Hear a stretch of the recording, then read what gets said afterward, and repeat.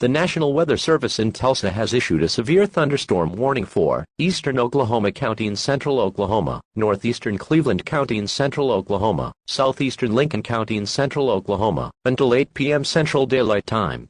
At 5 p.m. Central Daylight Time, a severe thunderstorm was located 23 miles near Luther, moving southeast at 55 miles per hour.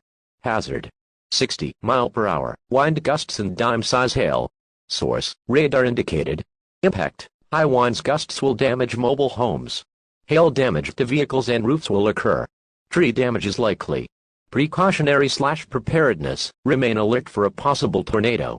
Tornadoes can develop quickly from severe thunderstorms. Get to a basement, or at the lowest interior room at a sturdy building, and stay away from windows. Next take. Action.